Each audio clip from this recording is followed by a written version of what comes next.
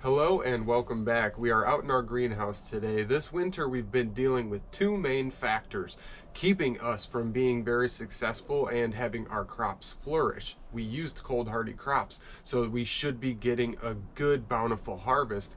But there's two factors that are holding us back: the cold and critters. We've got mice that have been devastating our kale, and we did something about that. I have built two mouse traps. We've got one behind me. I set them up yesterday. So we've caught 3 mice already. I caught one last night, but I didn't come out here and film. I have a mouse in each trap today. So to stop all our pest damage, we built our mouse traps, and I'm gonna go through and talk about what we did and how we constructed them. We used free material. It took us about 5 minutes to construct an old 5-gallon bucket mouse trap, and we just used some boards for the mice to get up into the trap. And we used a little bit of PVC. I had cut up some old PVC so they can roll. We had a little bit of used wire. We've had this roll of wire for years and years, and I found some good use for it. So we built this trap, and I used an old Pringles can on the other trap, which I'm gonna go check out also. And I wanna talk about our compost heater that is much larger than it was in our last update video. We've got this built up pretty good size, and we should get a good burn out of this. So coming over to this trap that we had just set up yesterday, we've got ourselves a little mouse in there. He's pretty cold. I had put a little bit of straw in there just so they didn't freeze solid. I'm going to take him and move him to a big old brush pile about 200 yards away from our greenhouse, and hopefully he'll stay in there. But this is a very simple solution. You see how these just spin? The mouse tries to get to the peanut butter. They walk right up and then they spin and drop right in. They have a nice soft landing with all the grass. Let's go check out our other mouse trap down here real quick. I used a different design. Like I said, I used a Pringles can. You can hear the amount of insulation all this snow's giving me. We are freaking packed in here. I need to get all this snow off. I just wanted to show everybody how heavy this was, and our greenhouse is holding up. Once we get that second layer over our cattle panels, we won't have to worry about this anymore. It'll all slide right off. This is not good for us. I just wanted to show what was going on. We've had massive snowstorms. We were getting barely any sunlight in this entire greenhouse. Coming up to our mouse trap here, we've got another cold little mouse in there. So coming up to our other little mouse trap, this is who has been devastating my kale. He's a slippery little sucker trying to get away and bite me. But he has been damaging all of this kale and really setting it back and not allowing it to grow. All that kale was about 2 times as tall and had 3 times as much vegetation before this mouse started really running rampant on it. So let's take a look at the simplicity of all of this. We've got just a board, just like our other trap, running up. This Pringles can spins freely on the wire. We just drilled a small hole in each side of the bucket, and we've got another board coming up to the other side. So there's 2 access points for them to get on.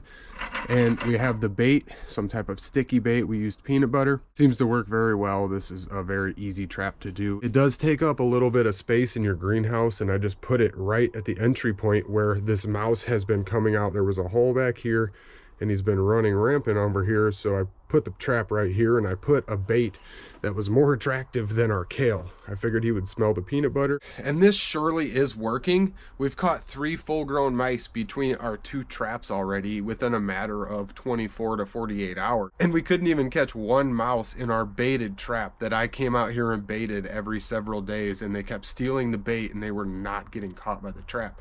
So this is a much more humane method, and this is working much better. We are going to curb our rodent problem in here very quickly. Something so simple can provide such good results. I really didn't think that would work as well as it did, but showing that I have mice in both of my buckets. We have this trap down by our compost, and we had our other trap by our kale. So the 2 points where our mice are going to be at, basically where the food is, where the rest of your resources are. This compost pile is warm, there's food in there, there's plenty of moisture around it, and it never freezes solid. And we've been sprouting our seedlings under this makeshift tarp. It's working well. You can see that there's actually quite a bit of condensation on those. I'm going to keep that nice and warm there. I have our fan off right now because it is decently loud, and I didn't want it to be too loud while I was filming. I'll kick that on real quick. That is blowing decently warm air out. I clocked it at about 40 degrees. So blowing 40 degrees out, the pile's about 60 to 70 degrees. We're sitting 12 degrees outside, and we're sitting about 25 to 30 in our greenhouse. And that's not too bad for not having really a drop of sunlight coming in. Got to clear all this snow off. This little box here, I just had recycled this old container I had found, cleaned it up good, and it's a nice little winter sow box. This is not where I'm gonna have it. I'm actually gonna stick it right outside the greenhouse, but I've got 4 individual slots. That's a good little idea to kind of compact all of your seeds, because if you're going to be transplanting your seeds and not just growing them in the container that you're winter sowing them in, you will be able to do this and kind of get more for your money or more for your space. I just shut our fan back off so you guys could hear me, and I wanted to kind of take this pile apart and show how our pipe is actually ran through this, but I don't think I'm going to, because I have all my seeds starting on here and they're actually staying decently warm, and I don't want to mess that up by pulling them off and letting them get too cold. We've got tatsoi and kale sprouting on top of our compost pile. This is like the size of a small table in here. We've got a massive pile. We used a whole bunch of old straw bales. These were super dried out, and we had them sitting under a tarp for like a year or more, so they were basically ready to break down anyway. So I busted it all open and took advantage of our already hot compost pile. I had taken it and mixed it in with that whole broken up hay bale, and I kind of doused it with water, and I threw a little bit of wood ash, and I brought some of our chicken bedding and our chicken poo in that bedding and mixed it all in here and just let it basically inoculate itself. It had plenty of moisture. We had a little bit of sunlight yesterday after I cleaned all the snow from the snowstorm yesterday off. We had some sunlight shining in and warming our pile up, helping it kind of build that heat and build steam from the already hot compost that we had mixed into our pile. So aside from our snowstorms hitting us every day and night, what I wanted to talk about also, aside from our little mouse here, is what I did with this pipe.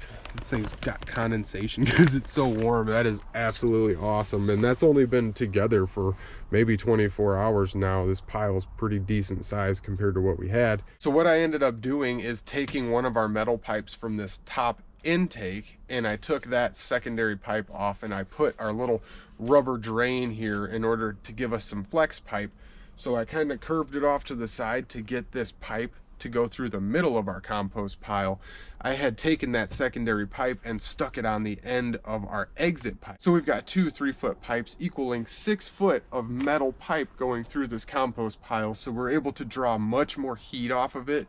We didn't need the metal pipe on the intake. It was just to draw it all the way down and then back up out of the compost. But I figured I would cut it off right about halfway and shoot it right through the top, the upper 3/4 of the compost pile, in order to let it heat up and cook properly, but also to harvest all of that heat that's going to rise up in the upper 3/4 of that compost pile. And since it's got a tarp, it holds all of that heat on, and we've got 2-3 layers on top of this pile because we've got our seeds and this extra layer of poly. Our pipe is shortened up at the intake side. I'll turn this fan back on now. The pipe will run down, run right through, connect to our metal piping here, and come right through the pile and right back out this side, blowing decently warm air and basically heating up this airspace and melting all of the snow that's on the outside of our greenhouse to the poly and kind of helping it slide off. I cleaned off our solar panel, so that's why that system is running without fluctuation. It was sporadic. We had about an inch of snow just sitting on the panel alone, so I cleared that off and that took off. That is running on its own. It'll run for an hour or so into the night just off that little battery. So if I get some larger batteries, I can probably get a longer run time on that and probably get better temperatures overnight in here.